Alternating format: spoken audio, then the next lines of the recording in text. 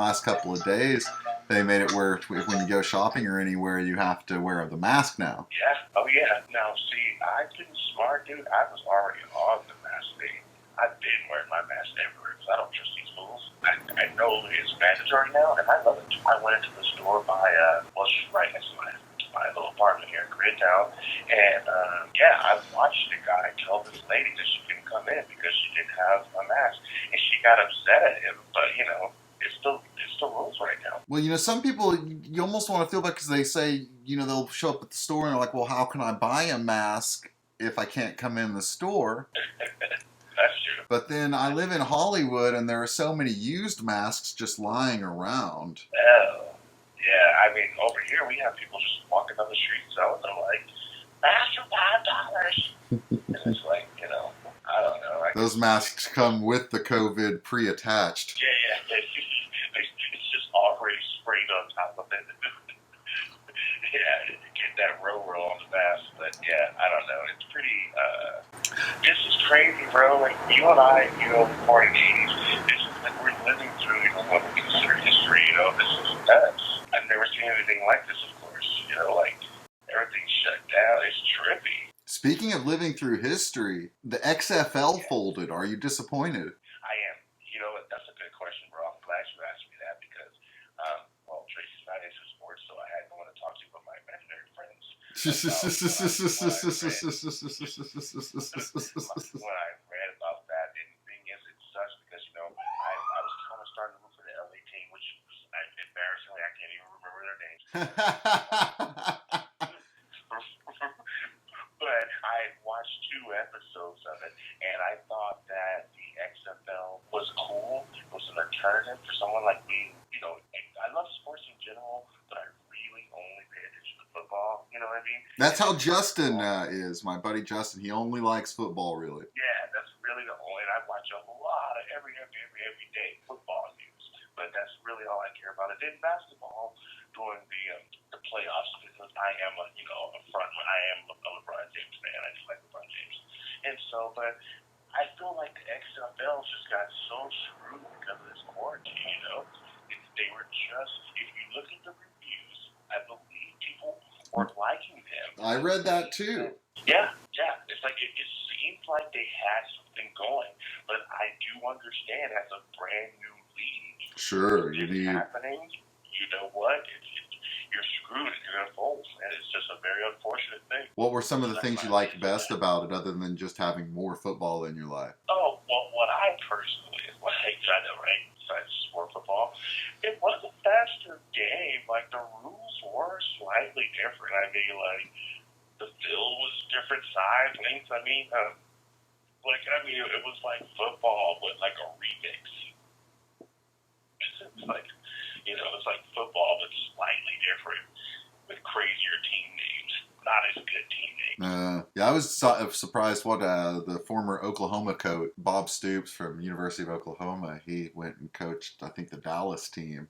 Did he? Yeah, he quit coaching OU a few years ago and then just came out of retirement and became the coach GM of the Dallas team in the XFL. Yeah, that turns out to be a bad decision. Well, who knows? Yeah, I guess so. Yeah. Well, he came out of retirement, so it's not like he quit his job to go to it. Well, yeah, I guess that's true. But still, I mean, I don't know. I guess they'll get paid, the end of the week or whatever. So, yeah, no more XFL. I mean, listen, a whole bunch of things are going to change because this whole thing is like, it's a whole bunch of things. I mean, I just think about the restaurant business alone, just how many people are out of jobs. So many places are going to fold and collapse, and then there's going to be room for new places too. But like, this whole thing is freaking going to affect the world, the economy for years to come. So many businesses, and I just hope it doesn't hurt my Hollywood business. Let me ask you to switch subject a little bit about something that LA is famous for, but you can't really do here. But now you can. Is that you're able to now that there's no traffic, you can cruise a little bit, and as such, the movie Top Gun 2 Maverick has been finished ahead of schedule, though it will be being pushed back in release, I read, because of the COVID. But amid the COVID, Tom Cruise finishes a movie early. Are you excited for Top Gun 2 Maverick? I am. I'm a huge, I want to say it one more time, huge Tom Cruise fan. And yes, although, because you're my friend, so I'll be brutally honest with you, I am excited, but I'm not as excited as you might be thinking. I will be honest and say, I personally feel like that was one of those movies that did not need a sequel. Like, that's my honest opinion. Will I be the first in line to see this movie? Yes. Will I watch it 2 or 3 times? Probably so. But I do feel like it wasn't necessary. That's my opinion. That's my honest opinion about Top Gun. And I got to see Anthony, Edwards? was it Edwards? Yeah, I got to see him before his COVID, right before this, so about 3.5 weeks ago. I got to interview him, which is on my YouTube channel, The Paparazzi Gamer. PaparazziGamer.com on Utah to Paparazzi Gamer. I said, listen, I know your character's dead. You know what I mean? We lost him. But I was like, I know your character's dead, but are you excited about the new movie? And did they find any way to bring you back? And he laughs and he's like, I am excited about the movie. I'm going to go see it with my son. It was at a premiere for a movie that his son is in. His son's an actor. And I forgot the name of it. That's like a little indie film. And he was like, yeah, we'll go see it. He's like, but no, they didn't ask me to be in any kind of appearance. It was a real short clip, like a 30-second thing. But well, in the trailer they show, I'm guessing it's what's his face, Miles Teller dressed exactly like Goose. Yes, right, exactly. Miles Teller, exactly. He's the new guy, and that's cool. I'm not a big fan of his. Same. I feel the same. I don't know. I don't have a strong opinion either way, to be honest. No real opinion. That's me. I'm not big on him, I'm not a gift to him either, but he's just very to me. What I love about Tom Cruise is he cares about his fans.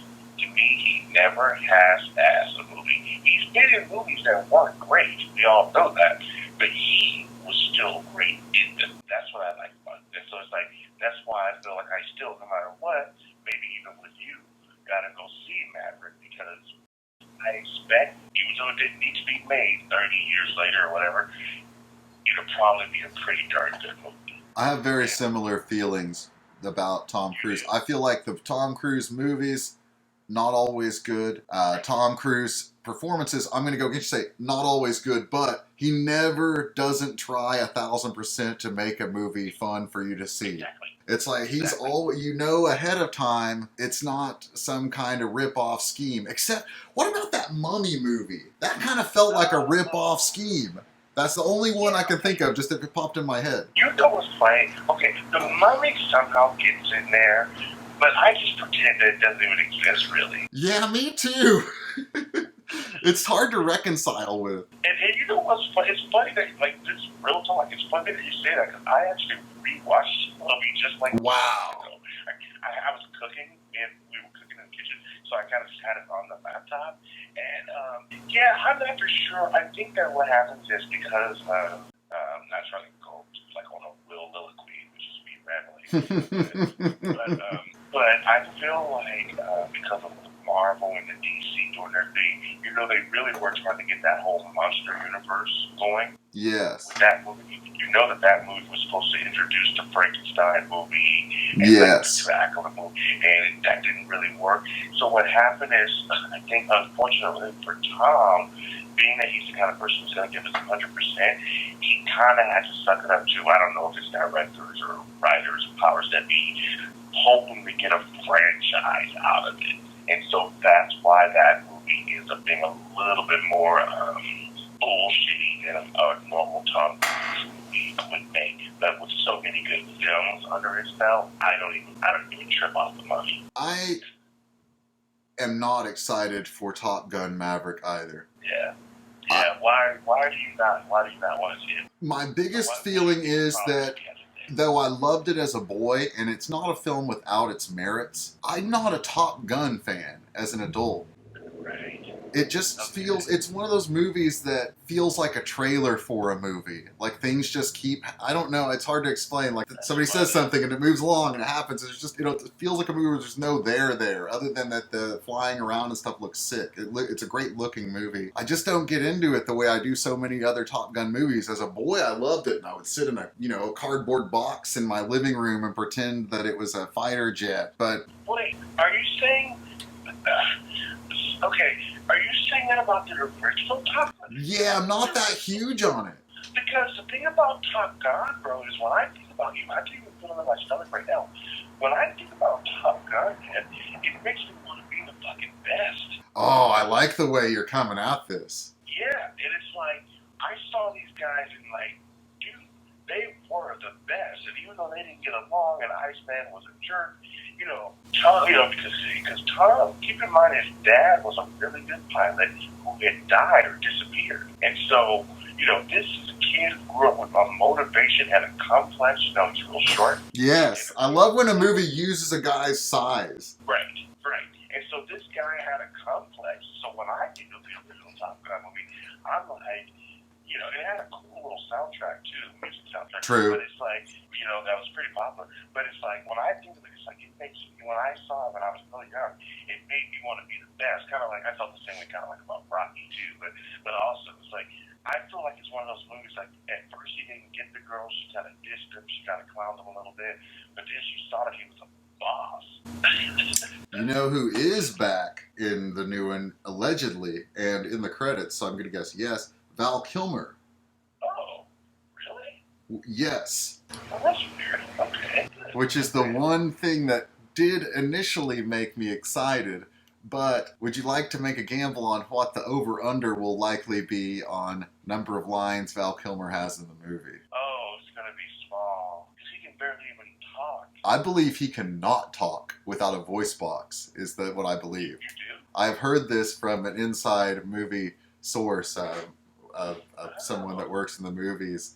Says that yes, he straight up cannot talk without the voice, the metal, the electric thing. Because I've seen him a few times, and he was nice to the fans. He took photos and videos and stuff, but he had his throat covered the whole time. And when he said a couple words, he was holding his hand, like he was holding something on his throat. I can't take credit for this, but my friend Tim said that they should make Val Kilmer play an old-timey fighter plane pilot in it, and he can just use his own scarf as the flying scarf in the... I like it. I hope they went that route. So I don't know. I mean, like I said, I'm going to go see the movie. I do love the original Top Gun. I mean, I kind of see what you're saying when it comes to Tom Cruise. There's so many great movies to choose from. Yes, there are. It's not like Top Gun's my number one or anything. I want to go through the Tom Cruise movies with you now, and I want to look at them and see which ones you've seen and you get your opinions on them. Wait, now say that again? I want to get your opinions on all of the great Tom Cruise movies. Oh, whoa, so many. Okay. Yeah, we might have to do this in sections. Just let me know. We could go and do one. We could be part one of the Tom Cruise look. And we could see which ones if there aren't ones we've seen, maybe we could track them down. I don't know, or at least I can see, because there are going to be ones neither of us have seen. Yeah, I mean, for sure. I'm sure there's a chance that I haven't seen every movie he's made, but I mean... I'm looking at his IMDb now, and I can already tell you there's ones I have not seen. Yeah, I guess I'm sure. Okay, what movies have he made that you've never seen? I've never seen his first movie, Endless Love, 1981. Okay. Have you ever seen that? No. It's a Franco Zeffirelli film. Oh, it's like some kind of lush thing. It looks like it's a young love film with Brooke Shields and some other guy. Tom Cruise is probably a supporting character in this. Okay, I mean, Brooke Shields was pretty cute and famous in her day. Good for her.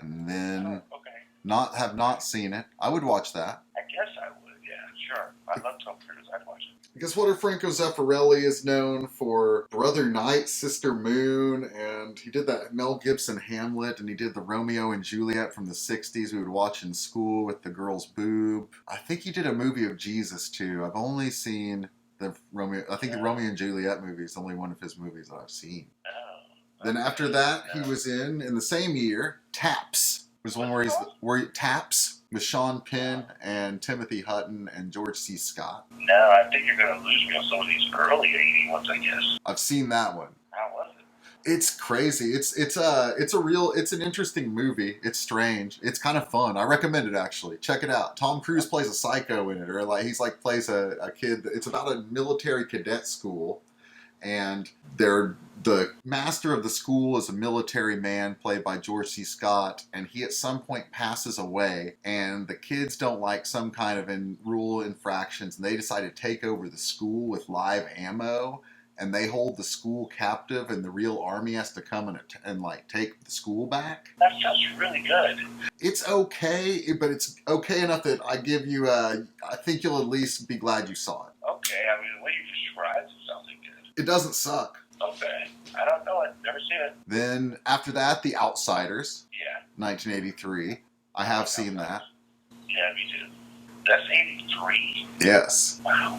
Then Losing It from the same year, which is another one I haven't seen, which I think maybe his first leading role. What's it called? Losing It, directed by the late great Curtis Hanson. Okay, I haven't seen Losing It, but I believe I've heard of it. I've heard of it, never seen it. I guess it's about trying to lose your virginity. It's like a teen sex movie, I think. Okay, I mean I enjoy teen sex movies. And speaking of teen sex movies, what about his next movie, Risky Business? Oh, of course, which is just okay to me. But yeah, I've seen it. I've seen it multiple times actually. Oh, I gotta go against you. I really like Risky Business. Oh, see, but you do like Risky Business. Yeah.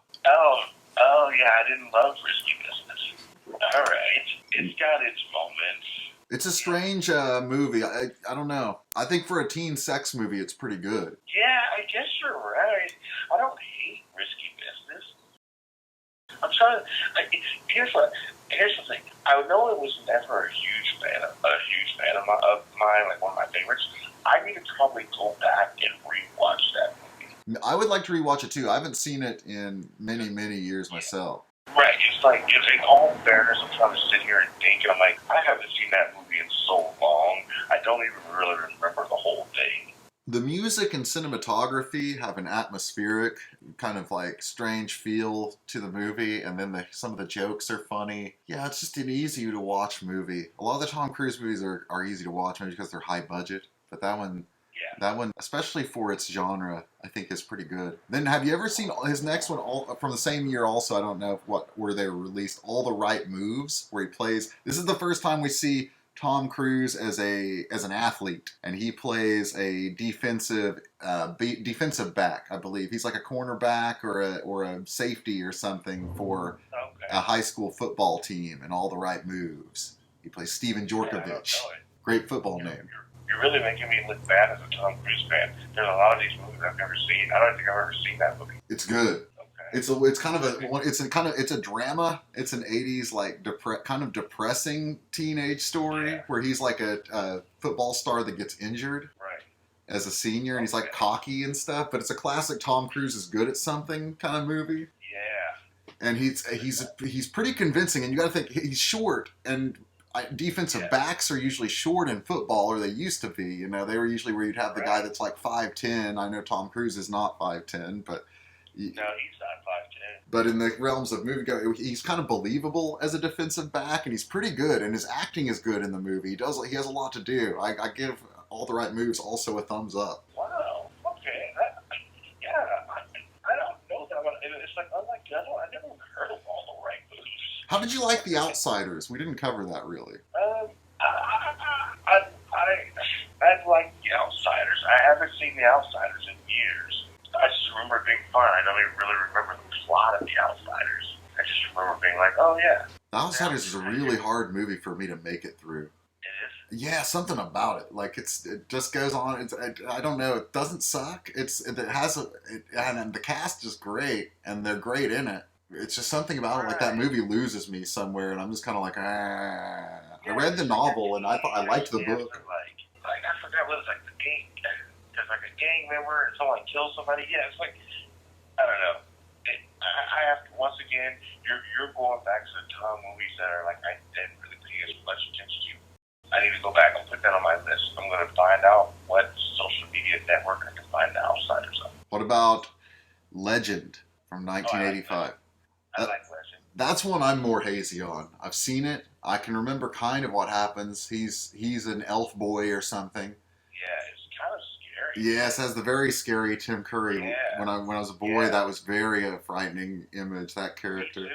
Like, yeah, it's that famous red, Devil. character. Yes.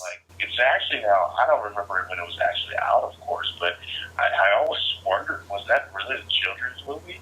And how it did in the theaters, because it's pretty scary, but in general, it's creepy to death. Legend, once as an adult, and not since the probably 1987.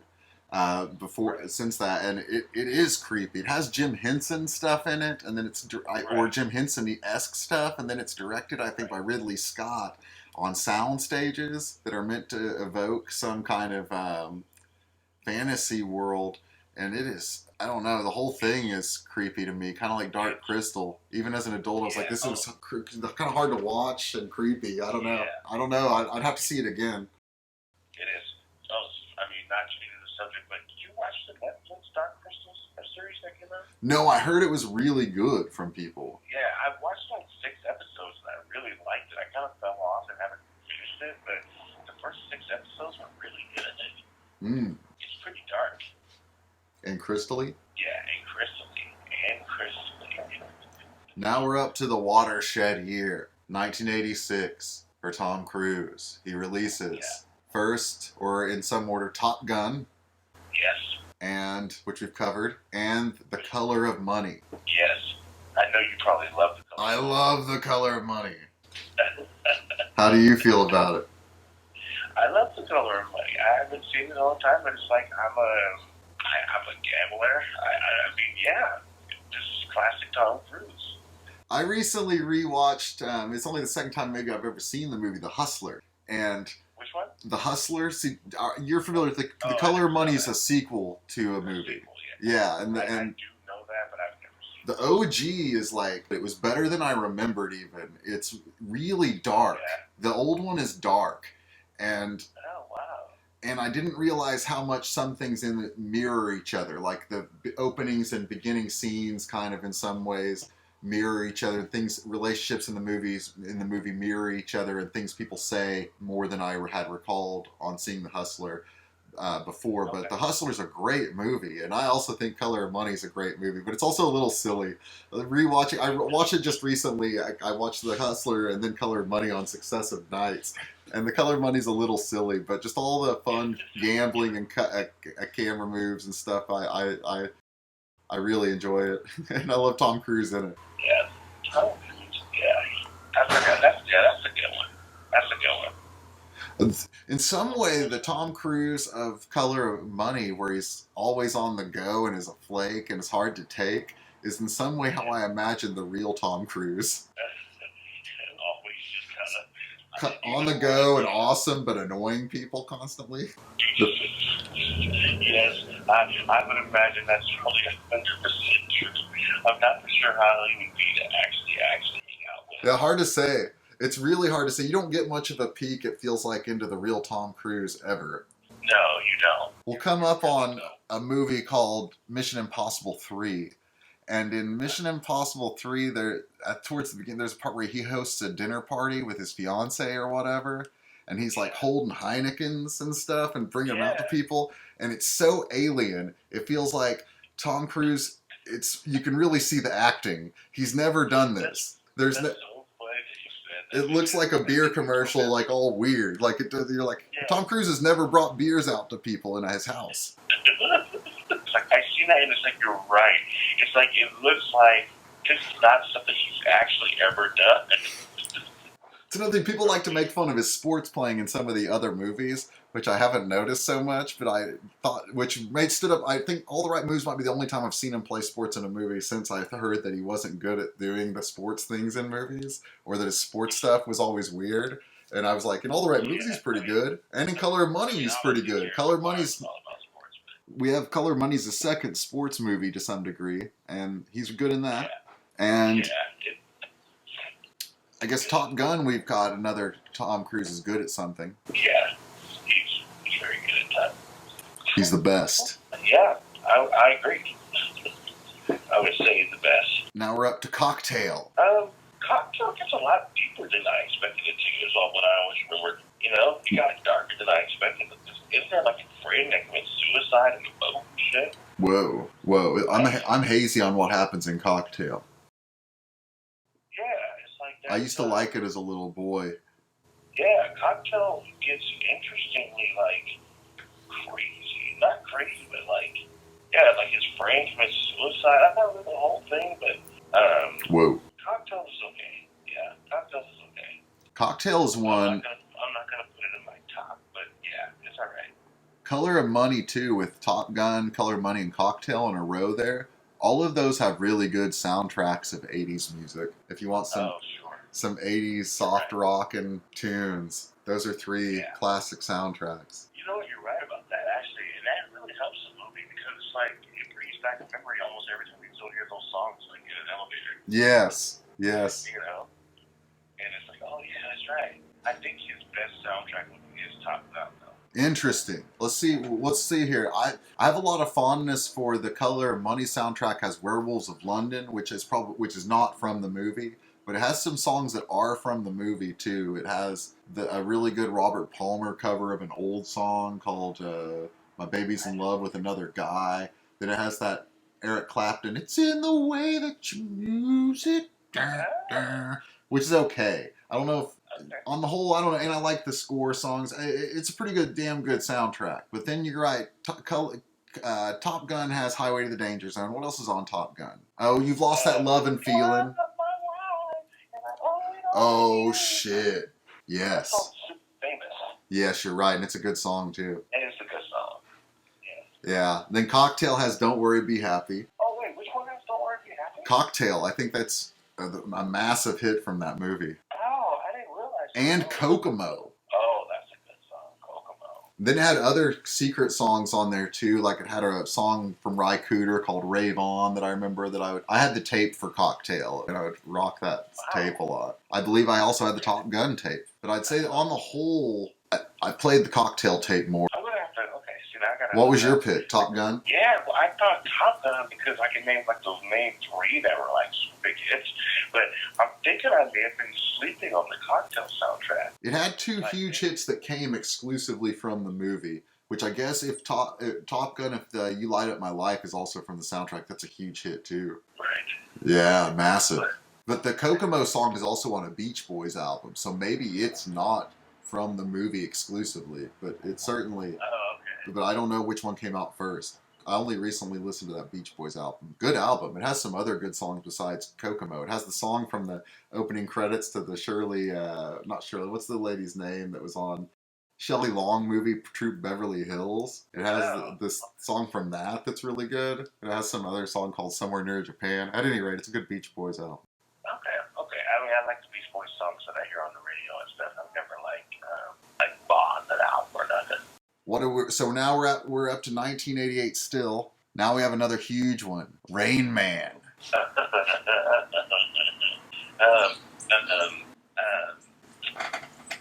You know what? It's Tom Cruise being a great, and Dustin Hoffman, of course, being a great actor. Now, on a personal level, and I love it, it was just okay. But Tom is great being with a disabled person, liking him, but then wanting to take advantage of it, to make money. It's a good movie. Is it in my personal top 3 or 4 or 5? No. But good movie. It's a good movie, even though it's not one of my personal favorites. I gotta put it very high on mine. And I can't disrespect anything you said, because the movie, watching it, it's so emotionally manipulative and formulaic. Like every turn comes exactly when it's supposed to, based on stupid Hollywood rules to manipulate your emotions. But it's the one time it really works for me. And I love Tom Cruise in it. I love Dustin Hoffman. And I love the movie. Like I can't defend it. I can only say that I love it. Well, there you go. Like I said, and there's nothing wrong with that. Like I said, it's a really good movie. It's not one of my personal favorites, but if someone's gonna ask me about that movie, I have to say it's fucking good. It's a good movie. Yeah, it's been done poorly so many times, but that time it just works for me. Yeah, for sure. And then Tom Cruise made it work. I know Dustin also, but Tom makes it work because he makes things work. I both can't disagree with you because he has to do all the heavy lifting of explaining the movie and making it real. Well, yeah, he does. I mean, honestly, Dustin. And he has more lines, probably. Yeah, right. It's like Dustin's not, obviously that's great acting. If you're watching that movie and watching Dustin, and you're like, oh my God, Dustin, he did an amazing job. But I still think what he did doesn't work if Tom Cruise isn't great in that movie. But on the flip side, to defend Dustin Hoffman, although you didn't attack him, if his tone is different as the character, if he's not as like serious and but yet emotionally accessible to the audience in some way as he is, then the movie has a different tone and isn't quite as good. Yeah, no, you're right. That was kind of a dream project of his. So and then Tom Cruise, I think, was a late phase choice. But I like them as both as a kind of match for brothers. Right. Yeah, me too. Physically. Yeah.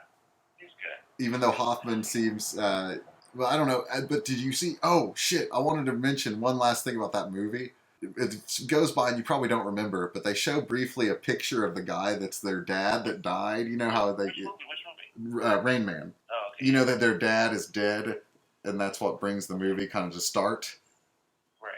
They show a picture of the guy that is their dad, and it looks like a perfect match between Tom Cruise and Dustin Hoffman. I don't know how they found this guy, but it's like they found the perfect guy. It's fucking crazy. All right, now we're to the very last movie. Oh no, we're not. We have we'll say the end of the '80s. We'll start at 1990 next time. The last movie, and it's another huge one. Born on the 4th of July. Which I think maybe gets Tom Cruise his first Oscar nomination. I don't think he got nominated for any of those other movies. Right. I'd say Rain Man's kind of a ripoff. He probably should have been nominated for that. Probably. I could see Color of Money for Best Supporting Actor too, but I understand that he was like, I don't know what his competition would have been. But I don't even know. Has he ever won an Oscar? Never. No. I bet you they wouldn't even give him one, Diggs.